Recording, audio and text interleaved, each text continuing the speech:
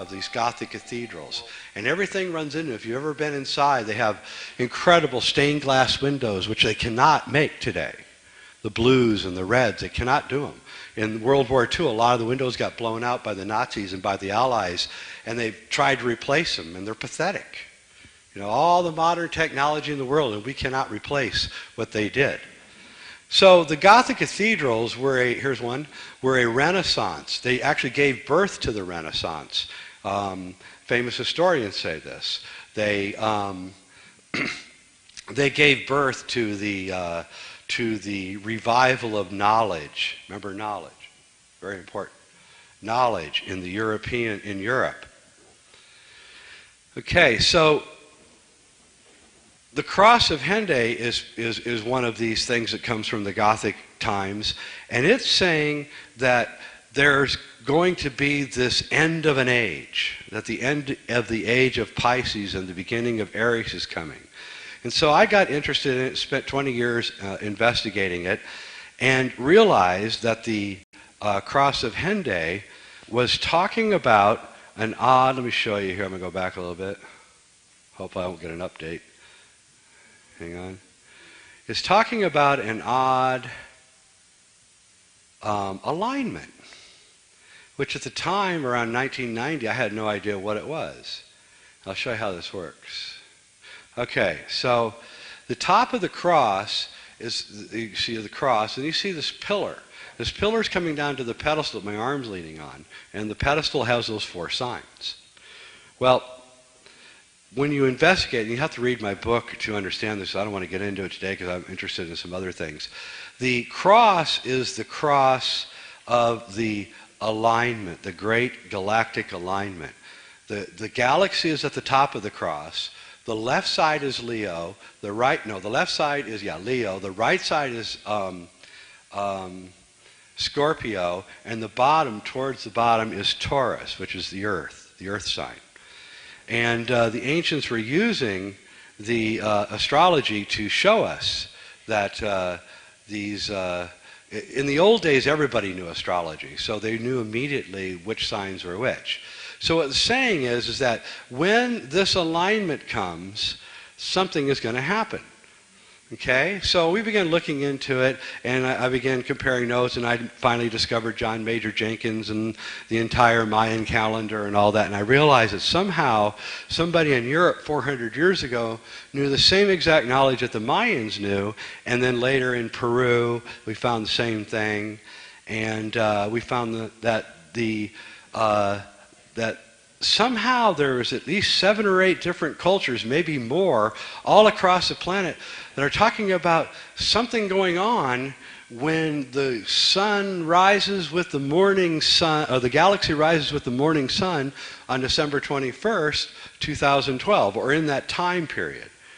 Now, I want to make sure you understand this is a time period. This actually started around 1992, this great alignment, and it doesn't really finish in 2012. It finishes around 2016.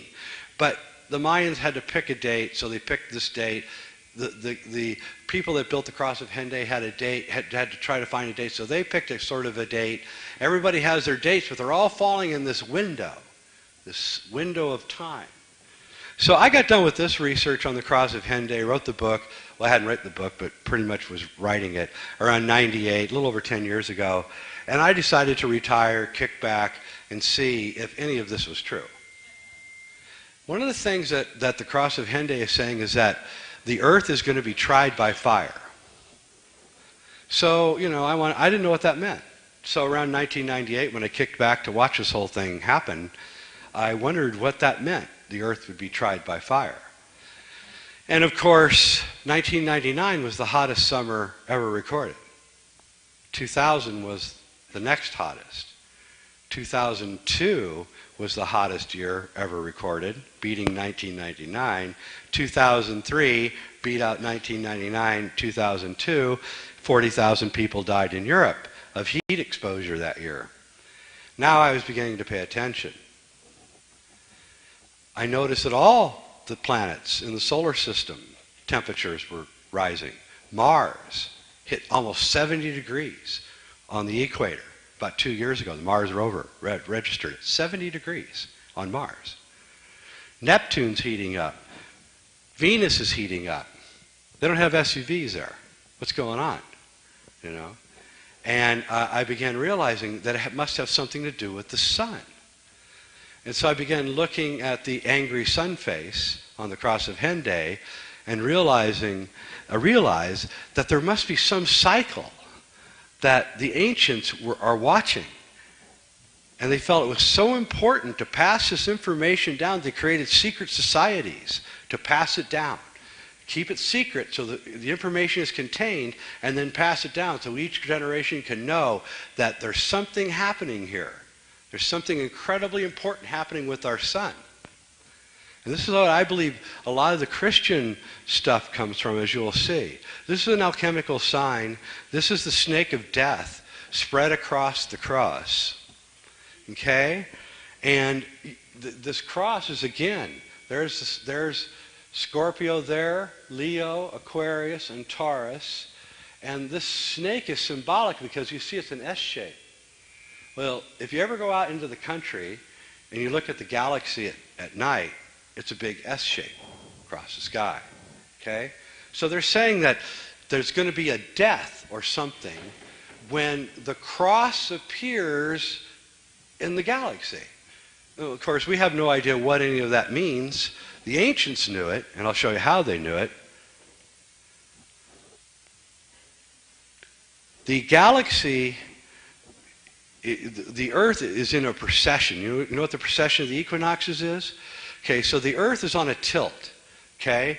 And this tilt, it wobbles. The Earth is a backwards wobble, okay?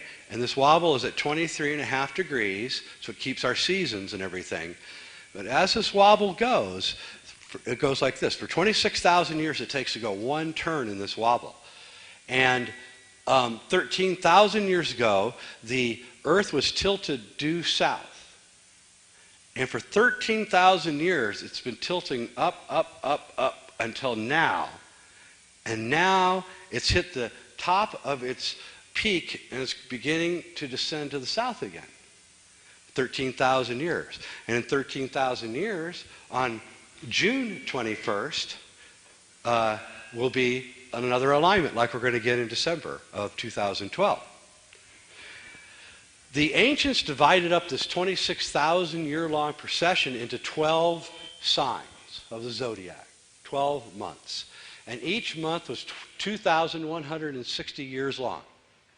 Okay, 2160 times 12 is 25,920, approximately 26,000 years. Remember that number, 26,000. It's really important because 260 is the sacred Mayan number, and it's how galactic time frequencies remain in sync. And you'll understand this as we go along. Okay, so here is the very top is December 20, is the alignment that's going on right now.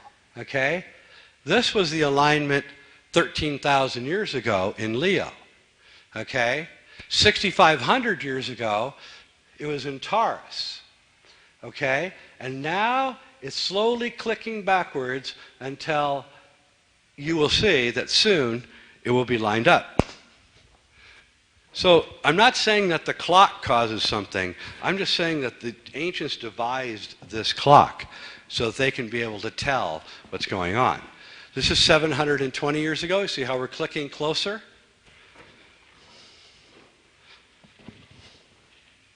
And in 2002, right now, because of the slop in the measurements, from 1992 to 2012, it's almost directly right in. Okay? So we are at this place, which is called the Great Cross. See? It's the Great Cross. And this is what Jesus may have been saying when he said that, you know, I will return. The cross will return. And when that comes, that's the time of the apocalypse. Now, apocalypse does not mean death. It means a window or a door opening.